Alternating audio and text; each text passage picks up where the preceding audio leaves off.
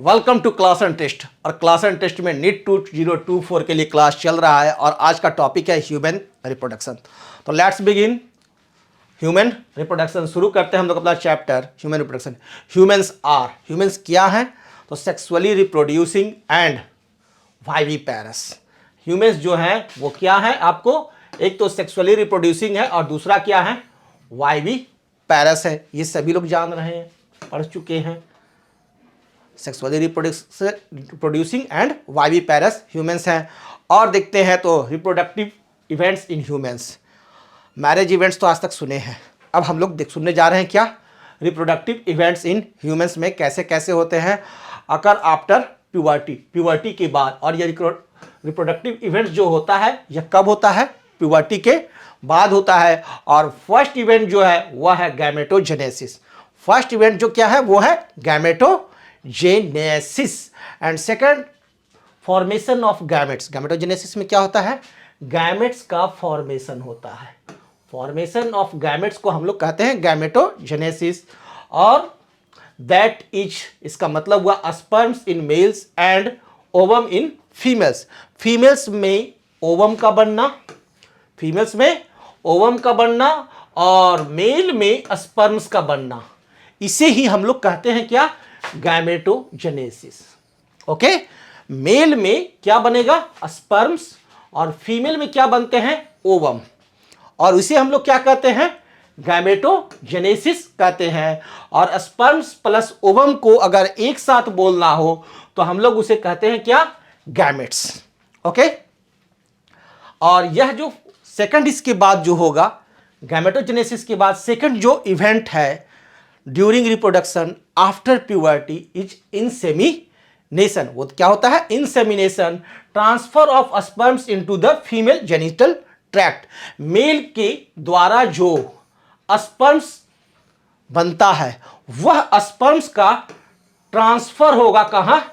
Female के genital tract में।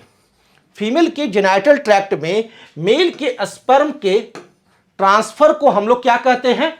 Insemination. First event क्या हुआ? गैमेटोजेनेसिस, फॉर्मेशन होगा मेल में क्या? स्पर्म्स और फीमेल में ओवम अलग अलग। सेकंड इवेंट जो होने जा रहा है वह होने जा रहा है इंसेमिनेशन। इसमें क्या होता है? मेल में जो स्पर्म्स बने हैं वह फीमेल के जेनिटल ट्रैक्ट में क्या हो जाते हैं? ट्रांसफर। इस ट्रांसफर प्रोसेस को ही हम लोग कहते हैं इंसेमिनेशन। और थर्ड जो है आफ्टर इंसेमिनेशन जो प्रोसेस होता है उसे कहते हैं हम लोग फर्टिलाइजेशन। उसे क्या कहते हैं? Fertilization is the third event. Fusion of male and female gametes. Male gamete का फीमेल में जेनिटल ट्रैक्ट में क्या हो चुका है? मेल स्पर्म का फीमेल जेनिटल ट्रैक्ट में क्या हो चुका है? ट्रांसफर हो चुका है। तो अब मेल और फीमेल गैमेट्स है ना, मेल गैमेट्स क्या होता है? स्पर्म। और फीमेल गैमेट क्या होता है? ओवम। अब ये दोनों का क्या होगा? फ्यूजन होगा, गठबंधन होगा। तो दैट फ्यूजन, उस फ्यूजन को हम लोग कहते हैं क्या? फर्टिलाइजेशन। उसी फ्यूजन का नाम है फर्टिलाइजेशन। ओके, और इसके बाद जो फोर्थ प्रोसेस है वह है जाइगोट फॉर्मेशन। आफ्टर फर्टिलाइजेशन, जब दोनों का फ्यूजन हो गया, किसका? मेल एंड फीमेल गैमेट्स का, तो उसके बाद क्या होगा? Zygote formation. मेल गैमेट क्या होता है? स्पर्म। ओके, और फीमेल गैमेट क्या होते हैं? ओवम। और इन दोनों का क्या हो चुका है?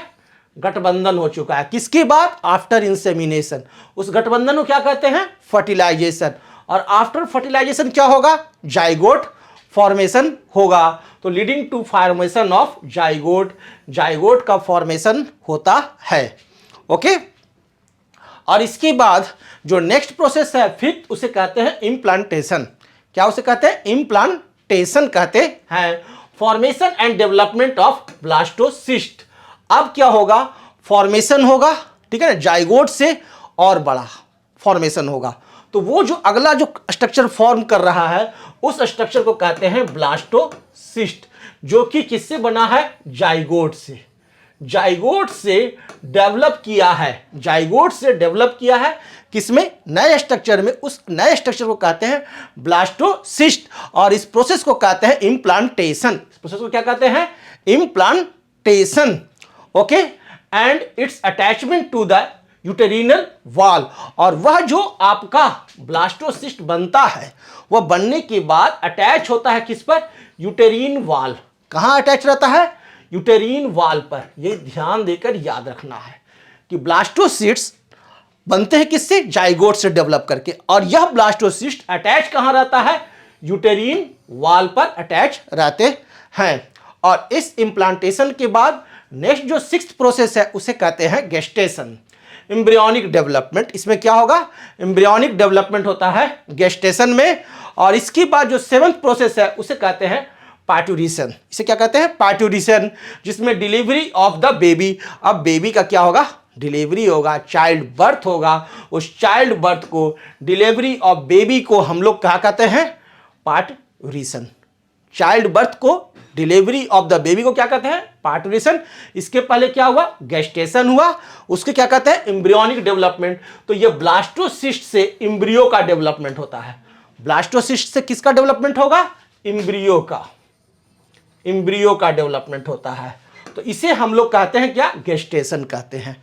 और आफ्टर एम्ब्रियो डेवलपमेंट उसके बाद बेबी ग्रो करता है। और ग्रो करने के बाद जब बेबी का डिलीवरी होता है तो उसे कहते हैं पार्ट्यूरेशन। तो ये 7 इवेंट्स है आफ्टर प्यूबर्टी, प्यूबर्टी के बाद, है ना, इन ह्यूमन रिप्रोडक्शन। ये नाम आपको याद रखने हैं, ओके। और एक नोट याद रखिए, स्पर्म जो फॉर्मेशन करता है मेल में, ठीक है ना, वो बुढ़ारी तक, मरते मरते तक ओल्ड मैन में भी फॉर्म करते हैं स्पर्म फॉर्मेशन। ताउम्र मेल में स्पर्म का फॉर्मेशन होता है। लेकिन फॉर्मेशन ऑफ ओवम, ओवम का फॉर्मेशन जो है वो सीज कर जाता है in women around the age of 50 years.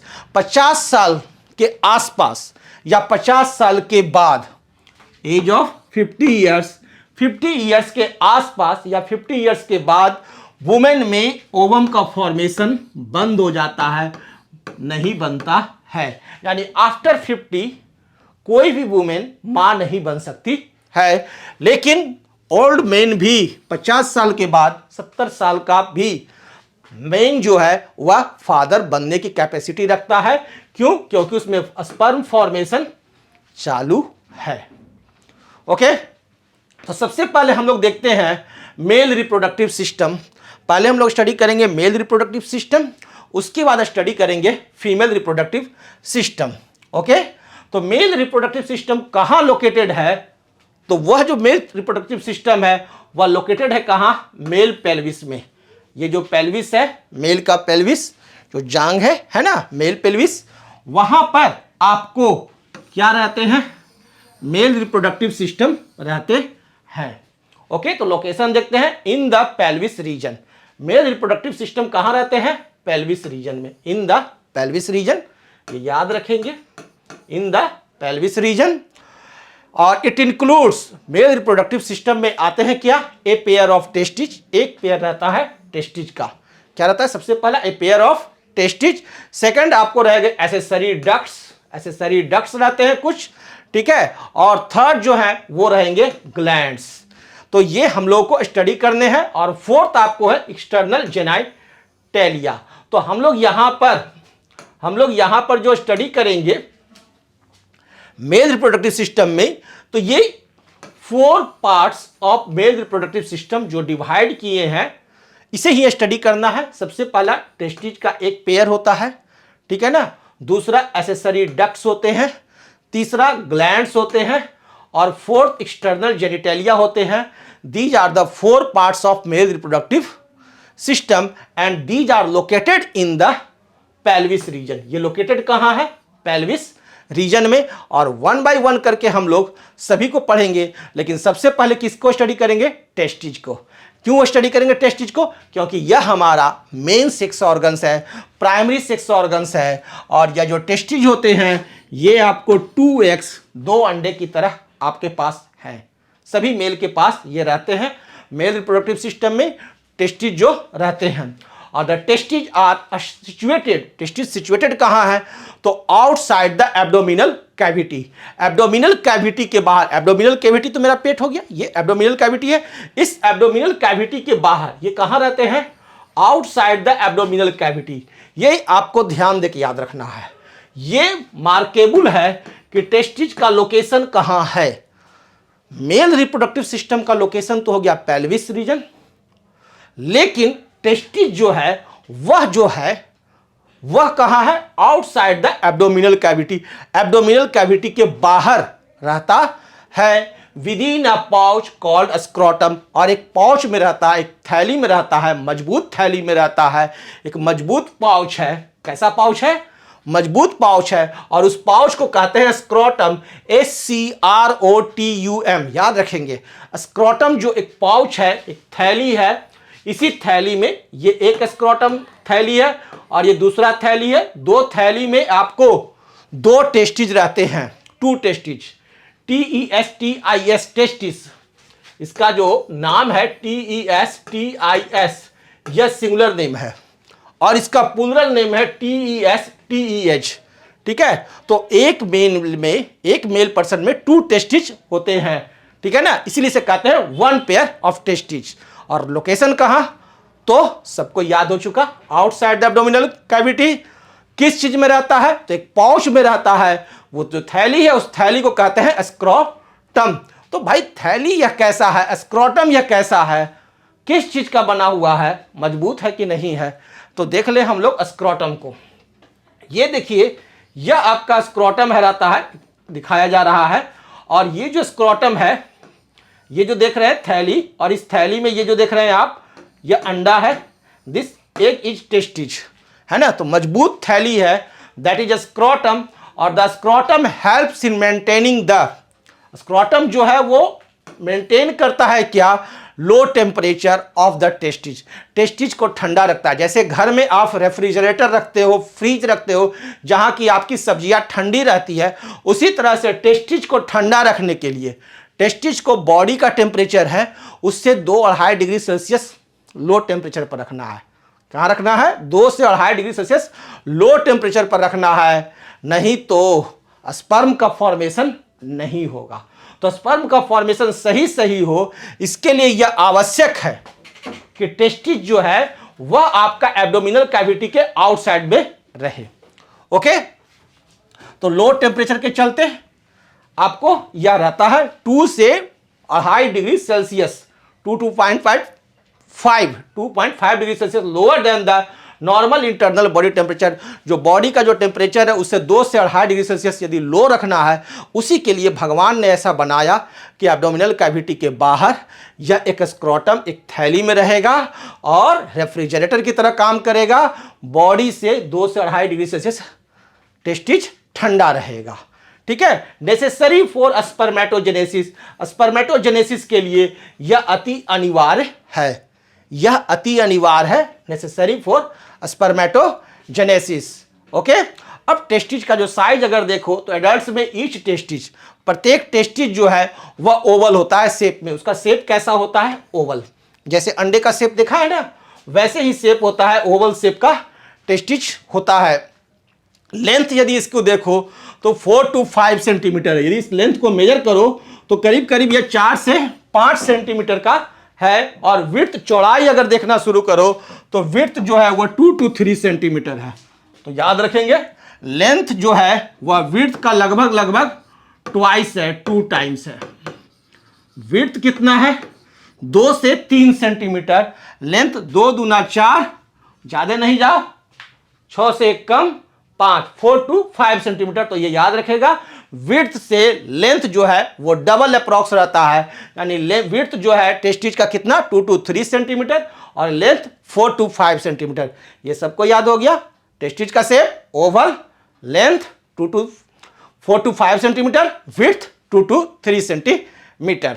Okay, testes को अगर शेप देखना शुरू करो तो टेस्टिज जो है वो कवर्ड होता है किस चीज से, एक डेंस कवरिंग, एक मोटा कवर रहता है, जैसे आप कंबल ओढ़ते हो ना मोटा सा, ठीक है ना, उसी तरह से टेस्टिज के ऊपर एक मोटा सा कंबल रहता है ताकि अंदर में आपको अंदर में टेस्टिस ठंडा रहे और उसके ऊपर एक मोटा कवरिंग रहता है, उसको हम लोग क्या कहते हैं, स्क्रोटम कहते हैं, ठीक है ना। और उसे क्या कहते हैं, स्क्रोटम कहते हैं। एक डेंस कवरिंग होता है किसका, स्क्रोटम का। और प्रत्येक टेस्टिस जो है उसमें 250 कंपार्टमेंट है। जैसे आपका घर है तो घर में कई कमरे हैं ना, उसी तरह से प्रत्येक टेस्टिस तक का 10 गो टेस्टिस थोड़ी है, मात्र 2 टेस्टिस है। तो उन दोनों टेस्टिस में अगर देखो तो ईच टेस्टिस, दोनों टेस्टिस के पास 250 कंपार्टमेंट अराउंड रहता है, यानी 250 भाग में विभाजित है। तो दोनों टेस्टिस टोटल कितने भाग में विभाजित हो जाएंगे, 500 है ना। एक टेस्टिस का कंपार्टमेंट कितना है, टेस्टिस में 250 कंपार्टमेंट्स होते हैं। और इस कंपार्टमेंट्स को एक नाम दिया गया है टेस्टिकुलर लोब्यूल्स। इस कंपार्टमेंट का क्या नाम दिया है, टेस्टिकुलर लोब्यूल्स। जैसे एक रेलगाड़ी में 25 डब्बे हैं, है ना, 25 डब्बे हैं, तो हर एक का एक डिब्बा नाम है, बोगी कहते हैं। उसी तरह से कंपार्टमेंट को यहां कंपार्टमेंट माने बोगी, तो इस बोगी को क्या कहते हैं, टेस्टिकुलर लोब्यूल्स कहते हैं। तो कितने टेस्टिकुलर लोब्यूल्स हैं आपको टेस्टिस में, 250। ओके, तो दोनों जो टेस्टिस है उसमें टोटल कितने हो गए, 500 टेस्टिकुलर लोब्यूल्स हो गए। तो ये सबको याद हो गया यहां तक, टेस्टिस हम लोग देख रहे हैं। और ईच लोब्यूल, प्रत्येक लोब्यूल कंटेन्स करता है 1 से 3 हाईली क्वाइल्ड, 1 से 3 हाईली क्वाइल्ड सेमिनिफेरस ट्यूब्यूल्स। अब प्रत्येक जो कंपार्टमेंट है उस कंपार्टमेंट में 1 से लेकर 3 सीट बनाया हुआ है। आप ट्रेन में चढ़ जाओ तो देख लो 3 सीट रहते हैं, है ना, lower berth, middle birth, upper berth, है ना। तो प्रत्येक कंपार्टमेंट में 3 बर्थ रहते हैं। तो यहां पर क्या है, किसी कंपार्टमेंट में 1 बर्थ, किसी कंपार्टमेंट में 2 बर्थ, किसी कंपार्टमेंट में 3 बर्थ मिलेगा, लेकिन 3 से ज्यादा बर्थ नहीं मिलेगा। और उस बर्थ को हम लोग यहां क्या कह रहे हैं, सेमिनिफेरस ट्यूब्यूल्स। ओके, तो प्रत्येक लोब्यूल्स में, प्रत्येक किसमें, टेस्टिकुलर लोब्यूल्स में 1 से लेकर 3 हाईली क्वाइल्ड, बहुत ही ज्यादा क्वाइल्ड, ये देखो हाईली क्वाइल्ड क्या रहते हैं, सेमिनिफेरस ट्यूब्यूल्स रहते हैं। इस बर्थ को ही हम लोग कहते हैं सेमिनिफेरस ट्यूब्यूल्स। एकदम ट्रेन से तुलना करके समझ लो, ट्रेन का बोगी को कहते हैं क्या हम लोग, टेस्टिकुलर लोब्यूल्स। ट्रेन को क्या कहते हैं, टेस्टिस। एक बोगी में, एक लोब्यूल्स में 3 तक, मैक्सिमम 3 तक क्या रहेंगे, बैठने के लिए सीट, है ना, बर्थ। तो that is seminiferous tubules. 1 to 3 seminiferous tubules होते हैं, जिसमें स्पर्म्स प्रोड्यूस होते हैं। और ये जो स्पर्म्स होते हैं ना, उसी में प्रोड्यूस होते हैं। आप जाते हो और कहां सोते हो, बर्थ पर, अपने सीट पर जाकर सोते हो। तो यह जो सेमिनिफेरस ट्यूब्यूल्स है, ये सोने का काम नहीं करता है, यह स्पर्म प्रोडक्शन का काम करता है। तो स्पर्म्स कहां प्रोड्यूस होते हैं, यह सवाल आए तो आप जवाब दोगे क्या, सेमिनिफेरस ट्यूब्यूल्स में। यह सेमिनिफेरस ट्यूब्यूल्स कहां रहता है, तो आप जवाब दोगे टेस्टिकुलर लोब्यूल्स में। तो सेमिनिफेरस ट्यूब्यूल्स जो है, एक टेस्टिकुलर लोब्यूल्स में कितने रह सकते हैं, तो सर मैक्सिमम 3 रह सकते हैं, 1 भी रह सकते हैं, 2 भी रह सकते हैं, 3 भी रह सकते हैं। एक टेस्टिस में कितने कंपार्टमेंट होते हैं, तो सर 250 तक कंपार्टमेंट हो सकते हैं मैक्सिमम। यानी कि सेमिनिफेरस ट्यूब्यूल्स है वो मैक्सिमम एक टेस्टिस में कितने हो सकते हैं, मैक्सिमम 250 गुना 3 750, यानी करीब करीब 500 से 750 के बीच में रहते हैं। पर्सन टू पर्सन वैरी कर सकता है सेमिनिफेरस ट्यूब्यूल्स। अब हम लोग चर्चा करते हैं किसकी, सेमिनिफेरस ट्यूब्यूल्स।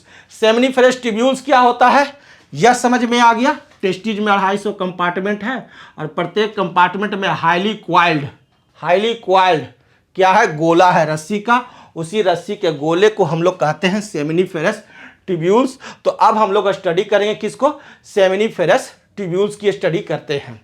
ओके, और प्रत्येक सेमिनिफेरस ट्यूब्यूल जो है वो जो है लाइंड होता है on its inside by 2 types of cells. प्रत्येक सेमिनिफेरस ट्यूब्यूल्स को अगर देखो, जो आप देख रहे हो गट्ठर, तो प्रत्येक सेमिनिफेरस ट्यूब्यूल्स जो है वह 2 तरह का सेल्स का बना हुआ है। किसका बना हुआ है, 2 तरह का सेल्स का बना हुआ है। ये जो हाईली क्वाइल्ड जो है ना, ठीक है ना, यह जो आपका सेमिनिफेरस ट्यूब्यूल्स है यह हाईली क्वाइल्ड है, और यह जो हाईली क्वाइल्ड है यह 2 तरह के सेल्स का बना हुआ है। एक सेल्स यह दूसरा और यह सेल्स दूसरा। ये वन टाइप सेल हो गया और ये आपका अनदर टाइप सेल्स हो गया, और बहुत ही ज्यादा क्वाइल्ड है। और मेल जर्म सेल्स स्पर्मेटोगोनियल, एक सेल्स को हम लोग कहते हैं, वन टाइप ऑफ जो सेल्स है उसको कहते हैं हम लोग क्या, स्पर्मेटोगोनिया। मेल जर्म सेल्स, एक सेल्स को कहते हैं क्या, male germ cells. One type of cells क्या है, मेल जर्म सेल्स, और इसी मेल जर्म सेल्स का दूसरा नाम है स्पर्मेटोगोनिया, और सेकंड टाइप का जो सेल्स है उसका नाम है सर्टोली सेल्स। तो दो तरह के सेल्स हैं, एक सेल्स है क्या, मेल जर्म सेल्स, क्या, मेल जर्म सेल्स, दूसरा सर्टोली सेल्स। ये दो सेल्स से मिल करके बनता है क्या, सेमिनिफेरस ट्यूब्यूल्स। जैसे आपका घर का दीवार बनता है तो किस चीज से बनता है, ईंट से और सीमेंट से। तो एक हो गया ईंट, दूसरा सीमेंट, तो ये हो गया आपका मेल जर्म सेल्स ईंट, और ये हो गया सीमेंट, सर्टोली सेल्स। क्लियर। तो हमारा सेमिनिफेरस ट्यूब्यूल्स जो है वह मेल जर्म सेल्स और सर्टोली सेल्स से बना है, और इस मेल जर्म सेल्स का दूसरा नाम क्या है, स्पर्मेटोगोनिया, स्पर्मेटोगोनिया। अगर आप देखो यह जो पिक्चर जो आप देख रहे हो सेमिनिफेरस ट्यूब्यूल्स का, इस सेमिनिफेरस ट्यूब्यूल्स को अगर देखो तो यहां आप देख लो सर्टोली सेल्स, ये जो देख रहे हो ये है सर्टोली सेल्स, और आप इसी में देखोगे क्या, मेल जर्म सेल्स रहते हैं, मेल जर्म सेल्स रहते हैं।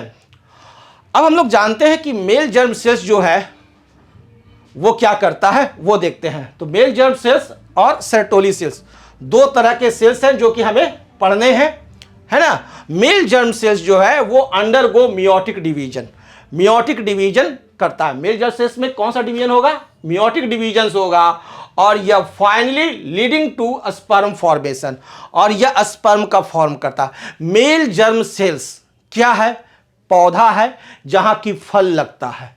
मेल जर्म सेल्स क्या है, पौधा है जहां फल लगता है, स्पर्म्स का फॉर्मेशन होता है। यह फल क्या है, स्पर्म। मेल जर्म सेल्स में ही स्पर्म का फॉर्मेशन होता है, लेकिन इस स्पर्म के फॉर्मेशन के लिए मेल जर्म सेल्स में जो डिवीजन होता है वह मियोटिक डिवीजन होता है, यानी मियोसिस होता है, नॉट माइटोटिक। क्या होता है, मियोसिस होता है। और जो सर्टोली सेल्स है इसका काम है नॉरिशमेंट प्रोवाइड करना, न्यूट्रिशन प्रोवाइड करना। भैया तुम बना रहे हो, हम तुमको सपोर्ट करते हैं, नेताजी तुम आगे बढ़ो, हम तुम्हारे साथ हैं, ये सर्टोली सेल्स बोलता है। ठीक है ना। तो सर्टोली सेल्स का काम क्या है, न्यूट्रिशन प्रोवाइड कराना मेल जर्म सेल्स को, मेल जर्म सेल्स को न्यूट्रिशन प्रोवाइड कराता है the germ cells. Germ cells का न्यूट्रिशन कौन प्रोवाइड कराता है, कौन, सर्टोली सेल्स। मेल सेल्स क्या करता है, स्पर्म फॉर्मेशन करता है। मेल सेल्स का दूसरा नाम क्या है, स्पर्मेटोगोनियम। ओके। और आप ध्यान देखो तो जो आपका सेमिनिफेरस ट्यूब्यूल्स है उसके बाहर अगर हम लोग देखना शुरू करें तो यह जो हमारा सेमिनिफेरस ट्यूब्यूल्स है, आप ध्यान दो, और ये देखो ये आपका सेमिनिफेरस ट्यूब्यूल्स है, ये गोला गोला रेड वाला जो देखते हो ना, ये सेमिनिफेरस ट्यूब्यूल्स हो गया। ठीक है ना। हम लोग क्रॉस सेक्शन काट के देखें तो गोला गोला सेमिनिफेरस ट्यूब्यूल्स हो गया। ठीक है, रस्सी का गट्ठर है, हाईली क्वाइल्ड है, और इसके बाहर जो जगह है उस जगह पर आपको छोटे छोटे सेल्स रहते हैं, छोटे छोटे सेल्स रहते हैं, उस सेल्स को कहते हैं लेडिग सेल्स। उस सेल्स को क्या कहते हैं, लेडिग सेल्स। और यहां पर कुछ टिश्यू पाए जाते हैं, उस टिश्यू कहते हैं इंटरस्टाइकल टिश्यू। यहां पर जो टिश्यू पाए तो उसे कहते हैं क्या, इंटरस्टाइकियल टिश्यू कहते हैं। ओके। और ये रेड वाला जो गोल गोल है ये क्या है, हमारा सेमिनिफेरस ट्यूब्यूल्स है। तो लेडिग सेल्स कहां रहता है, आउटसाइड द किसका, seminiferous tubules, between the space of two या मल्टी क्या, सेमिनिफेरस ट्यूब्यूल्स। सेमिनिफेरस ट्यूब्यूल्स का जो गोला है उसके बीच में जो खाली स्पेस है, यानी कि ईंट ईंट ईंट के बीच में जो खाली स्पेस है, उसी स्पेस में रहता है लेडिग सेल्स, और उसी स्पेस में ऑल्सो रहते हैं इंटरस्टाइशियल टिश्यू। तो ये दो चीज जो आप देख रहे हो, लेडिग सेल्स और इंटरस्टाइशियल टिश्यूज, ये दोनों का दोनों कहां रहता है, outside the seminiferous tubules. Okay. और जो स्पेस है, रीजन आउटसाइड द इंटरस्पेशियल टिश्यू, उसको हम लोग ऑल्सो कहते हैं इंटरस्टाइशियल स्पेस। उस स्पेस को, या जो स्पेस जो देख रहे हो, इस स्पेस को ऑल्सो हम लोग क्या कहते हैं, इंटरस्टाइशियल स्पेस कहते हैं। ओके। और कंटेन करते इसमें बहुत सारे छोटे छोटे ब्लड वेसल्स रहते हैं, स्मॉल ब्लड वेसल्स इसमें पूरे फैले रहेंगे, है ना, जिसको कि और रहते हैं इसमें क्या, इंटरस्टैशियल सेल्स रहते हैं। 3 चीज रहते हैं, एक तो ब्लड वेसल जहां से किसको न्यूट्रिशन वगैरह मिलेगा, ब्लड वेसल से ऑक्सीजन मिलेगा, कार्बन डाइऑक्साइड बाहर मिलेगा, एनर्जी मिल रहा है उसी से, तो ब्लड वेसल्स का रहना जरूरी है, ब्लड वेसल्स। दूसरा आपका रहता है इंटरस्टैशियल सेल्स, और तीसरा रहता है लीडिंग सेल्स। तो 2 तरह के सेल्स, इंटरस्टैशियल सेल्स या लीडिंग सेल्स, सॉरी इंटरस्टैशियल सेल्स का ही दूसरा नाम है क्या, लीडिंग सेल्स। इंटरस्टैशियल सेल्स को ही हम लोग कहते हैं लीडिंग सेल्स, इसी लीडिंग सेल्स को हम लोग क्या कहते हैं, इंटरस्टैशियल सेल्स कहते हैं। और वहां इंटरस्टैशियल टिश्यू भी रहते हैं, लीडिंग सेल्स से मिलकर बन गए। और लीडिंग सेल्स का काम क्या है, यह सिंथेसाइज करता है और सिक्रेट करता है, बनाता है, निर्माण करता है और सिक्रेट करता है क्या, टेस्टिकुलर हार्मोन्स। टेस्टिज में जो हार्मोन्स बन रहा है उस हार्मोन्स को कहते हैं टेस्टिकुलर हार्मोन्स। क्यों, क्योंकि वह टेस्टिज में बनता है। लेकिन टेस्टिज में कहां बनता है, लीडिंग सेल्स से बनता है। लीडिंग सेल्स कहां होता है, सेमिनिफेरस ट्यूब्यूल्स के आउटसाइड जो आपका इंटरस्टैशियल स्पेस है वहां, ठीक है ना, वहां आपको लीडिंग सेल्स मौजूद है। आउटसाइड द सेमिनिफेरस ट्यूब्यूल्स मौजूद है क्या, लीडिंग सेल्स। और वह लीडिंग सेल्स जो टेस्टिकुलर हार्मोन्स बना रहा है उस हार्मोन्स को कहते हैं क्या, एंड्रोजेंस।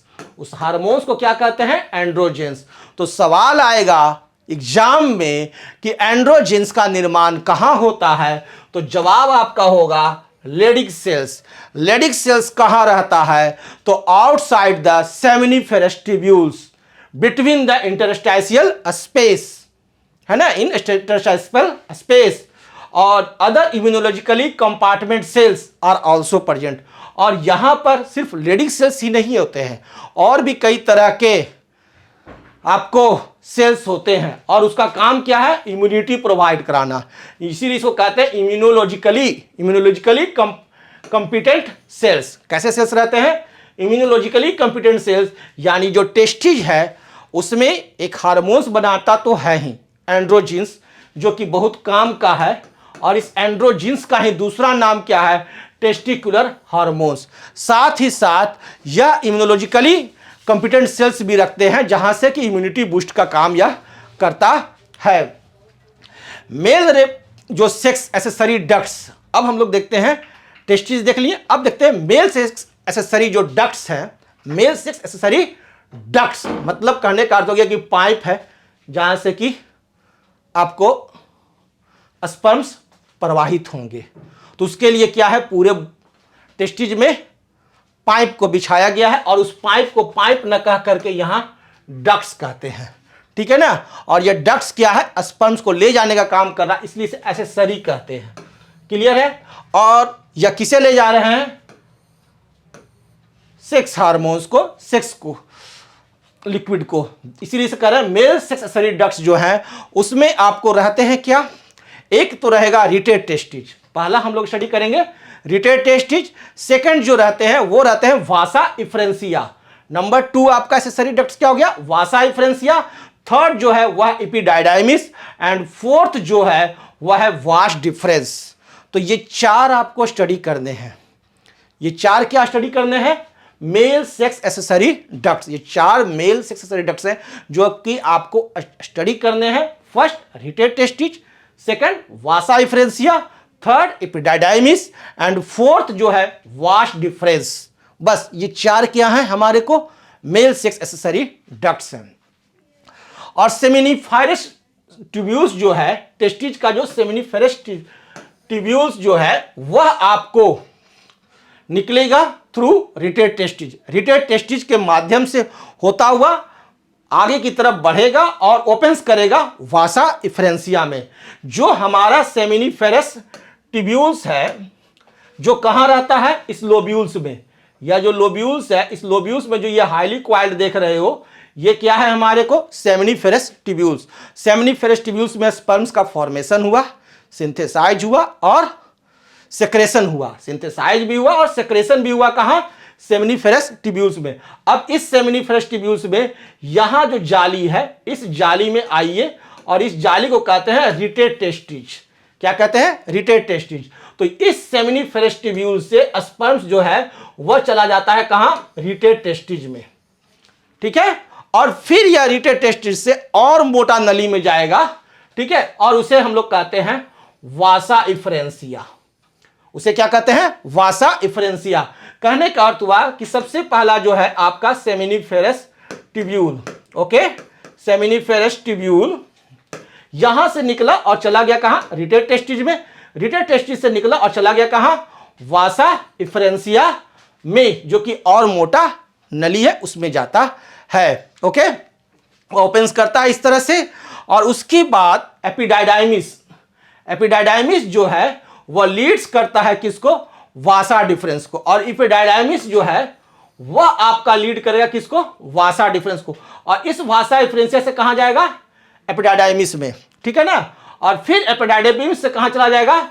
वासा डिफरेंस में जाता है। यानी कि पूरा का पूरा जो आपका एसेसरी डक्ट है वो क्या है? रिटेड टेस्टिस, रिटेड टेस्टिस से वासा डिफरेंसिया, वासा डिफरेंसिया से एपिडाइडाइमिस, एपिडाइडाइमिस से वासा डिफरेंस। ये याद रखना है।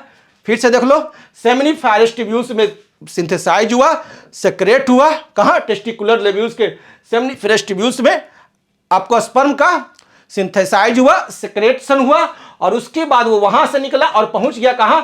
रिटेड टेस्टिस में। रिटेड टेस्टिस से फिर कहां पहुंचेगा? वासा डिफरेंसिया में। वासा डिफरेंसिया से कहां जाएगा? एपिडाइडाइमिस में जाएगा। एपिडाइडाइमिस से आगे कहां जाएगा? वासा डिफरेंस में। तो ये फ्लो ऑफ स्पर्म का प्रोसेस है, ओके।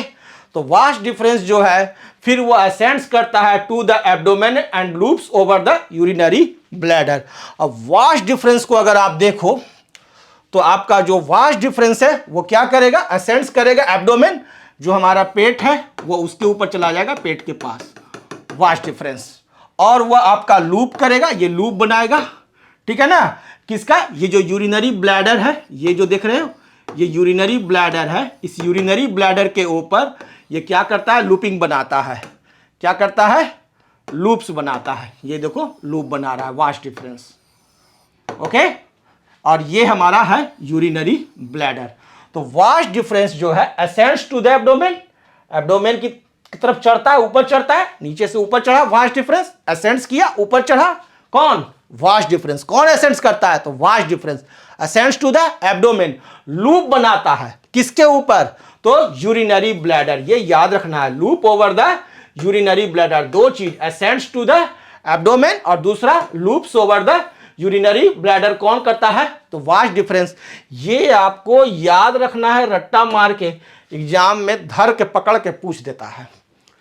यूरिनरी ब्लैडर, जहां की आपका यूरिन स्टोर होता है, वह यूरिनरी ब्लैडर जो है आपको रिसीव्स करता है ए डक्ट। ए डक्ट रिसीव करता है from seminal vesicle. Seminal vesicle से एक डक्ट आता है जिसको कि वो रिसीव करता है। यह देखिए यहां पर ही इस यूरिनरी ब्लैडर के पास एक सेमिनल वेसाइकल्स भी रहता है, ठीक है ना। यहीं पर सेमिनल वेसाइकल्स रहेगा। और वो जो सेमिनल वेसाइकल्स है, इस सेमिनल वेसाइकल से यहां लिक्विड इस यूरिनरी ब्लैडर में जाता है, ठीक है ना। ओपन्स इनटू द यूरेथ्रा, और जो कि यहां पर यूरेथ्रा रहता है उस यूरेथ्रा में ओपन्स करता है।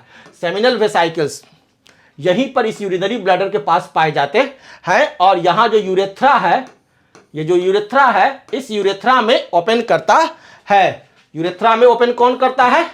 आपको सेमिनल वेसाइकल्स। ये याद रखना है, कौन? Seminal vesicles open into urethra.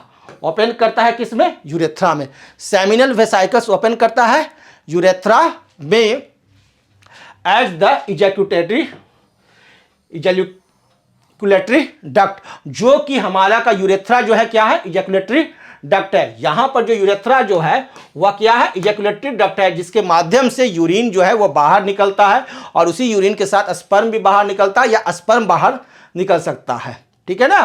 तो जो हमारा इजैक्यूलेटरी डक्ट है, इजैक्यूलेटरी डक्ट है, वहीं पर आपको सेमिनल वेसाइकल्स जो है उसके पहले ही यूरेथ्रा है, एक पाइप है जिसे कहते हैं यूरेथ्रा, जो यहां पर मौजूद रहता है। इस यूरेथ्रा में आपको सेमिनल वेसाइकल्स आपको इंटर कराता है कुछ हार्मोन्स स्पेशल। इजैक्यूलेटरी डक्ट जो है आपको स्टोर करेंगे और ट्रांसपोर्ट करेंगे क्या? स्पर्म। जो हमारे को स्पर्म है, जो कहां आ गया, सेमिनल वेसाइकल्स में, और यह सेमिनल वेसाइकल से चलाएगा कहां, यूरेथ्रा में, और फिर यूरेथ्रा से चलाएगा कहां, इजैकुलेटरी डक्ट में। और यह जो इजैकुलेटरी डक्ट है इसका काम क्या है, स्टोर एंड ट्रांसपोर्ट, स्टोर करना और ट्रांसपोर्ट करना स्पर्म्स का।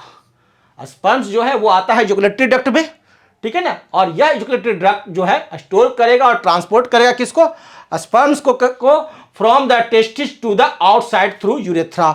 इस यूरेथ्रा से बाहर, टेस्टिस से यूरेथ्रा जो बाहर निकलता है, टेस्टिस से यूरेथ्रा के माध्यम से, टेस्टिस से यूरेथ्रा के माध्यम से, यहां यूरेथ्रा जो है उस यूरेथ्रा के माध्यम से स्पर्म जो बाहर निकलता है उसमें मदद कौन कराता है, इजैकुलेटरी डक्ट। यह जो इजैकुलेटरी डक्ट है जैसे कि आपका पिचकारी है जिसमें रंग रहता है, वह मारा और उसके बाद वहां से वो बाहर निकल गया। तो इजैकुलेटरी डक्ट जस्ट लाइक पिचकारी काम करता है। ये आपको यहां पर लगा हुआ है और यहां से निकला पाइप लगा हुआ है, उस पाइप को हम लोग कहते हैं क्या, इजैकुलेटरी डक्ट। और ये इजैकुलेटरी डक्ट जो है, ठीक है ना, सेमिनल वेसाइकल से आया और इजैकुलेटरी डक्ट में प्रवेश किया और वहां से आपको यूरेथ्रा के माध्यम से होता हुआ क्या हुआ, स्पर्म्स बाहर आ गया। स्पर्म्स क्या हो गए, बाहर आ जाते हैं। ओके, यूरेथ्रा जो है originates from the, urethra originates करते हैं यूरिनरी ब्लैडर से and x tends through the penis. Urethra कहां से निकलते हैं, ऑरिजिनेट्स करते हैं यूरिनरी ब्लैडर से। यूरेथ्रा जो है आपको जुड़ा हुआ रहेगा यूरिनरी ब्लैडर से। ये जो यूरिनरी ब्लैडर है ना, यहीं से यूरेथ्रा निकलता है, ठीक है, और ये निकलता ये बाहर आपको लास्ट पॉइंट तक रहता है और पेनिस के माध्यम से आपको एकदम एक्सटेंड करता है थ्रू पेनिस। यहां से आपका यूरिनरी ब्लैडर से आपको निकला हुआ पाइप, और यह जो पाइप जो निकल रहा है पेनिस के माध्यम से होता हुआ बाहर की तरफ लास्ट पॉइंट तक जो पहुंच रहा है, उसे ही हम लोग कहते हैं क्या, यूरेथ्रा, उसे ही कहते हैं यूरेथ्रा। तो यूरेथ्रा क्या है ये समझ में आ गया। To its external opening called urethral meatus. और जो एक्सटर्नल ओपनिंग है, एक्सटर्नल जो ओपनिंग टैप है, यहां पर जो ओपनिंग टैप लगा हुआ है, नल जो लगा हुआ है, ठीक है ना, उसको कहते हैं यूरेथ्रल मियोटस। उसे क्या कहते हैं, यूरेथ्रल मियोटस कहते हैं। और नेक्स्ट टॉपिक जो है वो हम लोग का है पेनिस, द पेनिस। पेनिस जो है हमारे को वह क्या है, मेल एक्सटर्नल जेनिटेलिया है। मेल एक्सटर्नल जेनिटेलिया वह कौन है, इन मेल पेनिस। ओके, और द इनलार्ज्ड एंड और penis called the, enlarged and जो होता है पेनिस का उसे कहते हैं हम लोग ग्लैंस पेनिस। पेनिस के अंत में जो ये जो लास्ट जो पोर्शन है यह इनलार्ज्ड है, थोड़ा फुला हुआ रहता है, उसे हम लोग कहते हैं क्या, ग्लैंस पेनिस कहते हैं। इसी ग्लैंस पेनिस को फोर स्किन भी कहते हैं, FORESKIN। इसी का दूसरा नाम क्या है, फोर स्किन। ओके, तो the enlarged end of penis को क्या कहते हैं, ग्लैंस पेनिस। क्वेश्चन आता है, फोर स्किन ये लास्ट पोर्शन है पेनिस का, ठीक है ना। Glans penis is covered by a loose fold of skin called foreskin. और ये जो ग्लैंस पेनिस जो होते हैं अंदर में, ये जो ग्लैंस पेनिस है इसके ऊपर एक लूजली फोल्ड स्किन होता है, उसी स्किन को कहते हैं फोर स्किन। उसी स्किन को क्या कहते हैं, foreskin. Glans penis covered होता है एक स्किन से, उस स्किन को क्या कहते हैं, फोर स्किन। यानी glans penis is equal to foreskin is equal to glans penis. ऐसा भी कर लो, या कहोगे ग्लैंस पेनिस है एक ट्यूब है, उसके ऊपर एक कवर लगा हुआ है, उस कवर को हम लोग कहते हैं फोर स्किन, और ये जो है वो लास्ट पॉइंट जो है उसे ही कहते हैं।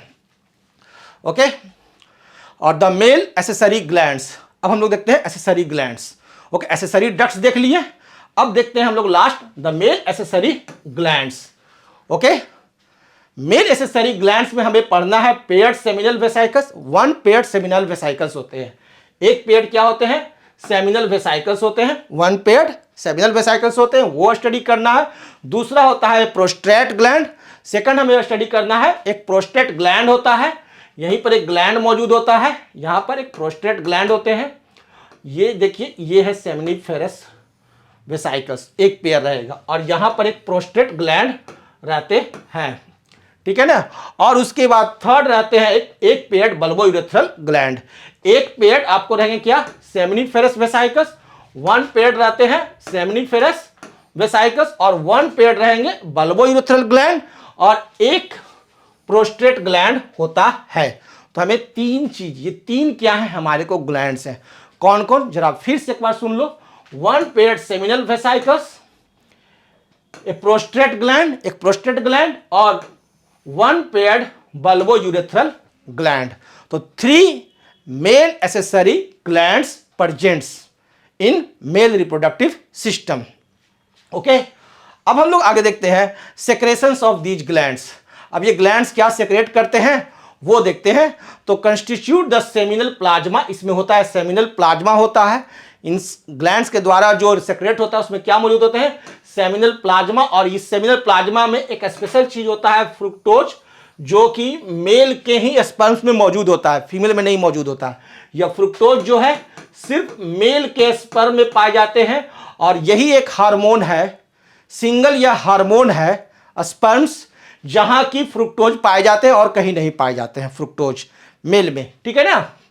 फ्रुक्टोज, कैल्शियम, ये जो सेमिनल प्लाज्मा है जो कि फुल ऑफ है, भरा हुआ है किससे, फ्रुक्टोज से, कैल्शियम से, और कुछ तरह के एंजाइम्स इसमें रहते हैं और सर्टेन एंजाइम्स पाए जाते हैं इस सेमिनल प्लाज्मा में, जो कि इन ग्लैंड्स के द्वारा सेक्रेट होते हैं। और जो सेक्रेशंस होते हैं bulbo urethral glands, bulbo urethral जो ग्लैंड्स होते हैं उसका मेन काम जो है लुब्रिकेशन देना पेनिस को। जैसे कि गाड़ी में गियर रहता है, अति ग्रीस होता है ना, ग्रीस से क्या होता है, चक्के में लगा दो, है ना, जहां बेरिंग है तो वो आसानी से फिसलन हो जाएगा। तो ठीक वह लुब्रिकेशन का काम करता है कौन, bulbo urethral glands. Bulbo urethral glands जो है कंटिन्यू आपको ग्रीस सेक्रेट करता है, टाइप ऑफ ग्रीस सेक्रेट करता है, यानी कि लुब्रिकेशन का काम करता है पेनिस का। ओके, और इसके बाद जो हम लोग का नेक्स्ट जो टॉपिक होगा वह है फीमेल रिप्रोडक्टिव सिस्टम। तो फीमेल रिप्रोडक्टिव सिस्टम हम लोग देखेंगे नेक्स्ट क्लास में, और तब तक के लिए आप इसे रिवीजन कर लेंगे और इसे कंठस्थ कर लेंगे। Okay, thank you.